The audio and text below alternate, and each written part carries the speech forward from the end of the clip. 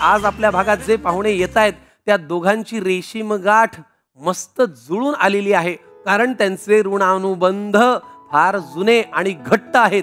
या जोडीतला एक जण आहे दिग्दर्शक, एडिटर, अभिनेता, ज्याला उत्तम स्वयंपाकही करता येतो. एकंदरीत त्या माणसाला सगळ्यातलं सगळं उत्तम जमतं आणि त्याची जोडीदार उत्तम अभिनेत्री आहेच आणि एक छानशी गृहिणी पण आहे. जोरदार टाळ्यांनी स्वागत करूया अष्टपैलू कलाकार लोकेश गुप्ते आणि त्यांची पत्नी जोडीदार अभिनेत्री चैत्राली गुप्तेंचं.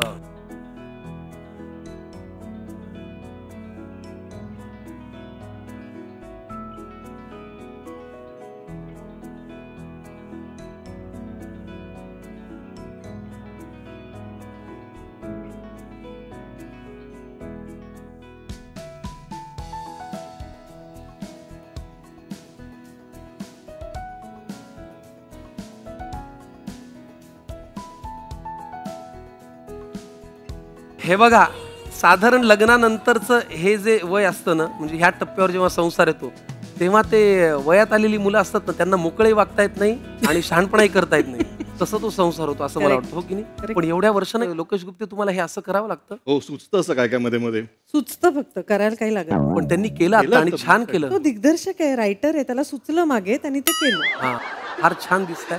खूप मनापासून स्वागत. थँक्यू. कसे आहात दोघे तुम्ही? मस्त. मला एका गोष्टीचा अभिमान आहे, आनंद आहे की मी त्यांच्याबरोबर झी मराठीवरती आभास हा नावाची मालिका केली आणि झीच्याच युवावरती तुमच्याबरोबर देवा शपथ मालिका केली आणि आज तुमच्याबरोबर मला हा कार्यक्रम करायला मिळतो. करेक्ट. या अनुरूप जोडीचं फार मनापासून स्वागत करूया. आमच्या या घराची तुम्हाला ओळख करून देतो. इथे वेगवेगळे कप्पे आहेत, तिकडे प्रेमाची पेटी आहे. हो, प्रेमाच्या पेटीमध्ये संसाराला लागणारं सगळं आहे आमच्याकडे, त्याच्यामुळे ही प्रेमाची पेटी आहे.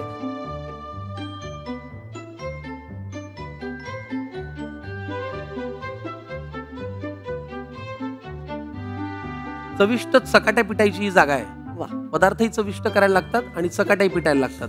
आणि सर, हा तुमचा अत्यंत आवडीचा कप्पा असेल, याला म्हणतात लव कट्टा. वा, असं का बघतोस माझ्याकडे? सर, तुम्ही ज्या शाळेचे प्रिन्सिपल आहात त्याचे आम्ही विद्यार्थी आहोत म्हणून पाहतोय.